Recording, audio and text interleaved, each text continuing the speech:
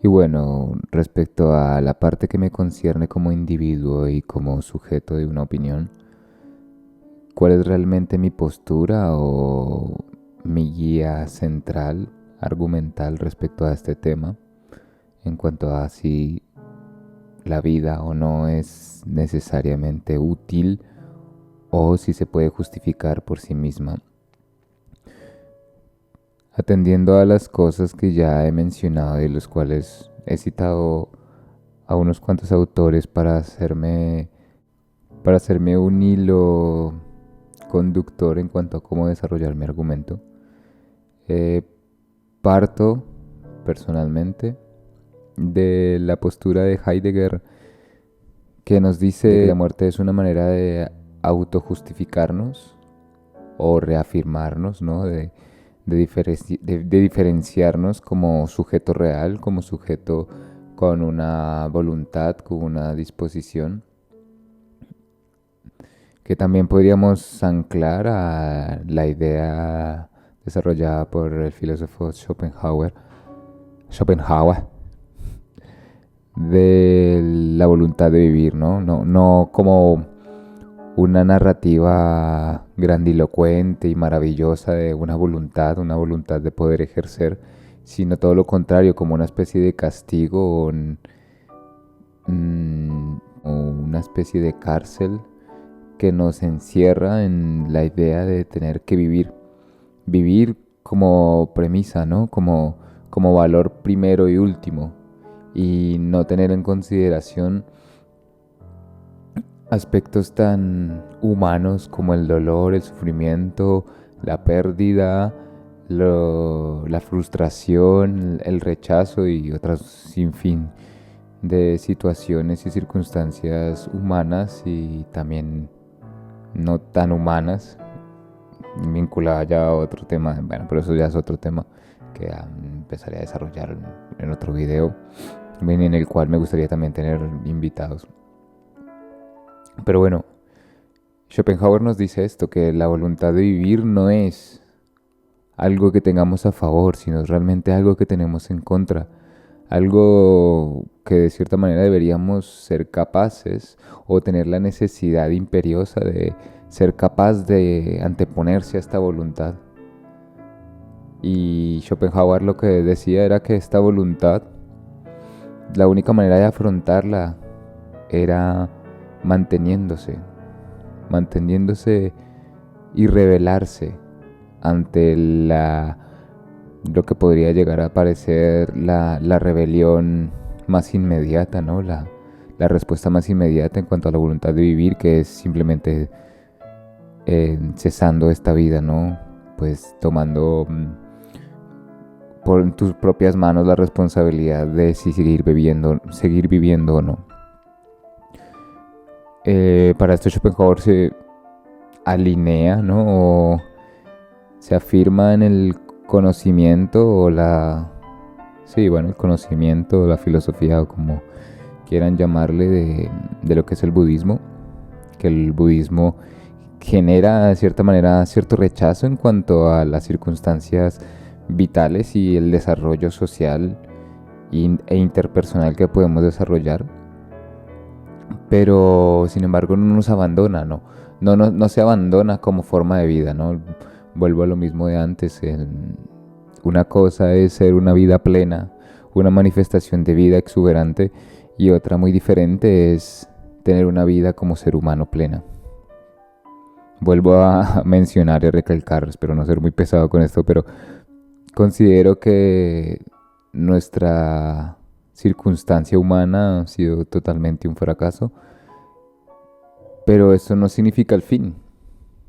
De cierta manera, aunque considere que no hay una alternativa viable y tangible, real y sustentable en cuanto a una narrativa de que se pueda desarrollar en nuestro momento, que se pueda desarrollar en nuestra contemporaneidad, no significa que tengamos que abandonar, no significa que tengamos que dejarlo todo de lado. Y lo digo desde mi punto más sincero y profundo, y me lo digo también para mí mismo, que no debemos abandonar aún sabiendo que hay cierta posibilidad que no puede ocurrir. No hablo de una mejora como humano, no hablo como una mejora como especie, ¿no? Yo siento cierta desesperación, como decía Kierkegaard, de notarme vulnerable e indefenso y con una frustración grande respecto a cuál es mi vínculo y mi desarrollo con el medio, y pues entiendo que a mucha gente le pasará y que otra mucha gente aceptará y estará conforme con la idea de que con un desarrollo superficial, y no digo superficial de una manera despectiva, sino superficial sin realmente hallar y encontrar los núcleos del problema, ¿no? Justo antes estaba escuchando un programa, perdón, en el que decía, hay dos maneras, bueno, dos maneras principales o básicas de afrontar o desarrollarse en cuanto a una situación en concreto. Una es reactiva y la otra es preventiva. Yo entiendo que muchas personas que consideren suficiente desarrollarse y presentarse como una alternativa y una oportunidad reactiva a las situaciones, y que hay un gran número de personas que lo que pretenden y lo que desearían, al igual que yo me incluyo, es un desarrollo preventivo, un cambio en el paradigma anterior a que las circunstancias hostiles puedan llegar a ser generadas, ¿no? Puedan llegar a ocurrir. Sin embargo, bueno, para retomar un poco el hilo,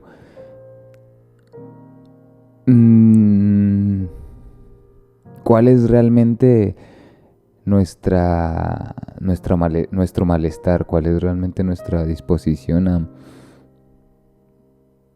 querer o no seguir viviendo, ¿no? Porque pues si tomamos como referente diferentes autores, grandes autores de la filosofía, poetas, escritores, novelistas, em,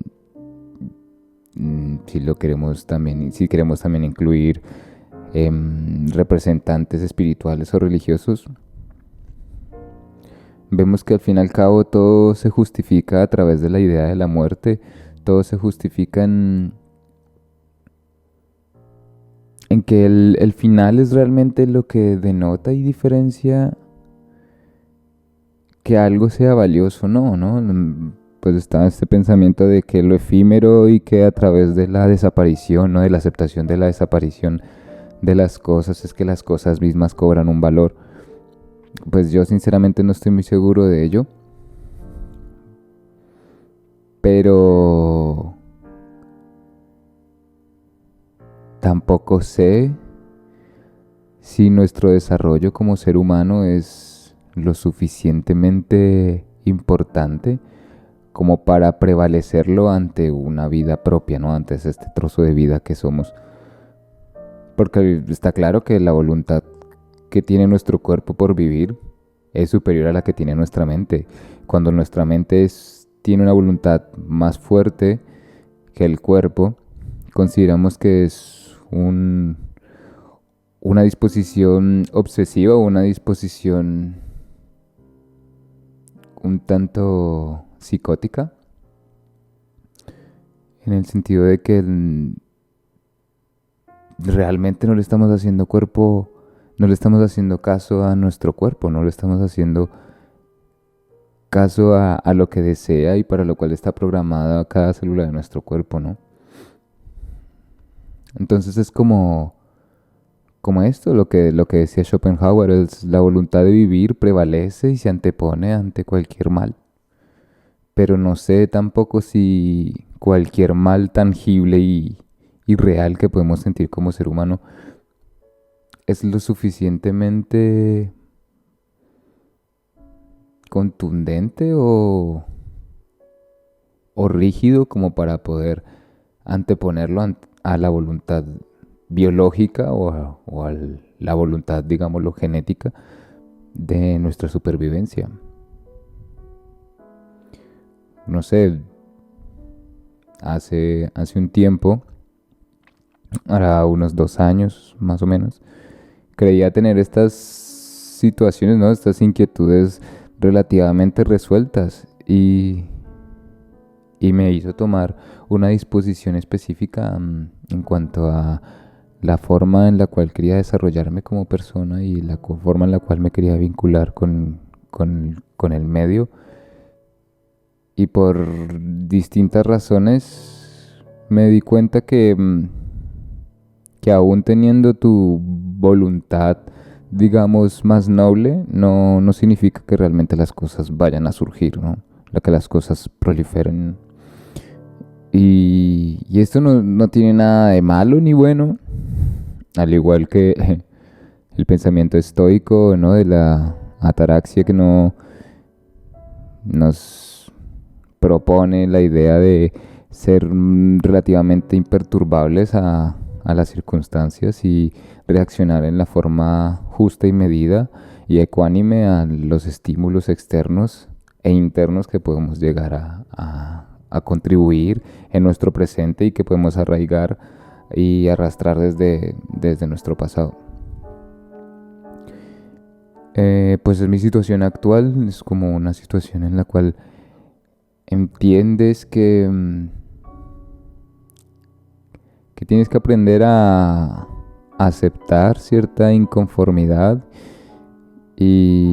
a aceptar cierta conformidad y encontrar tu lugar como un pequeño sujeto en un mar y dejar que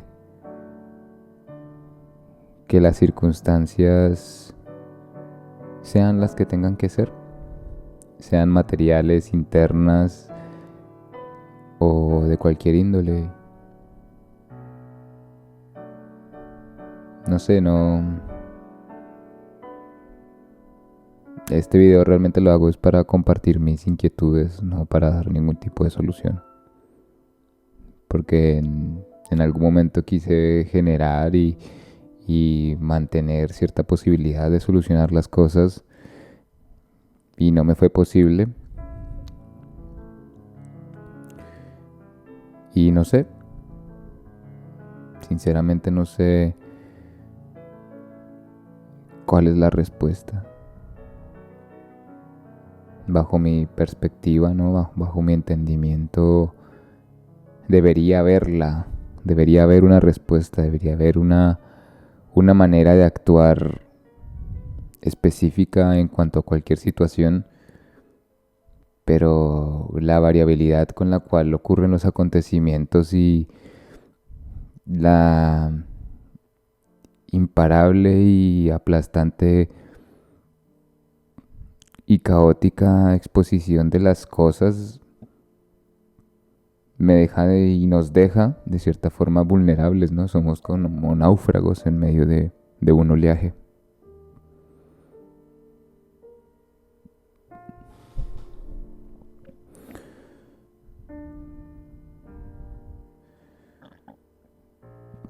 Sé que quizás esté tomando como un tono muy serio y lúgubre lo que estoy hablando, pero quiero dejar como esas atribuciones personales y como dije antes, ese lamento romántico a un lado y quedarnos con la significancia primigenia, ¿no? Con la base de lo que ¿no? Estas dudas generan en nosotros, que generan en mí, son dudas filosóficas al fin y al cabo y son dudas, creo, que humanas, ¿no? Son dudas que probablemente, quizás y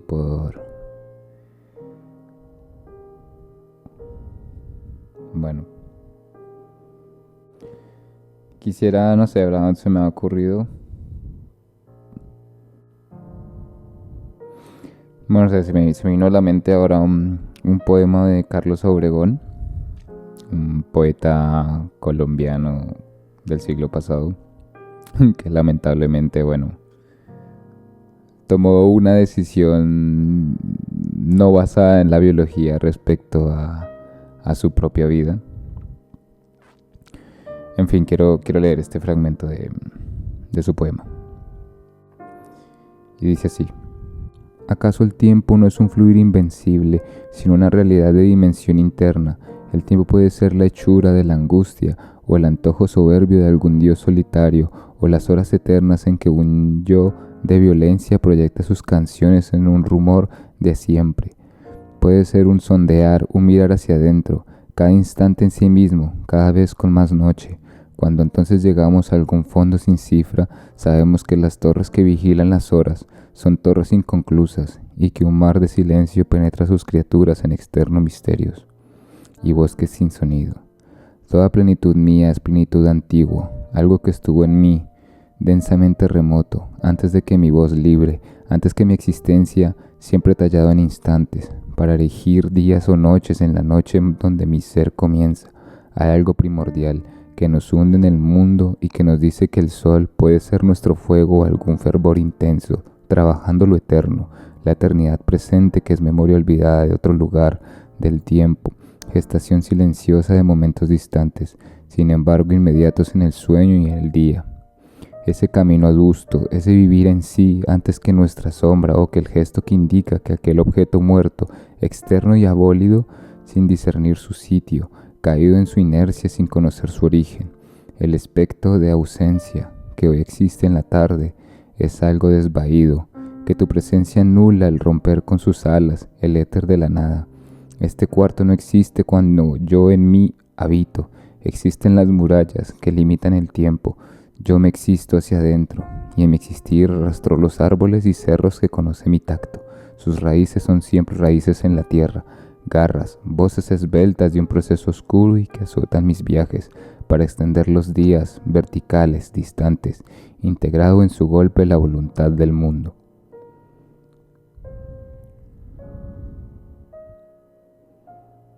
Y bueno, eso es todo lo que tengo que decir por ahora. Gracias.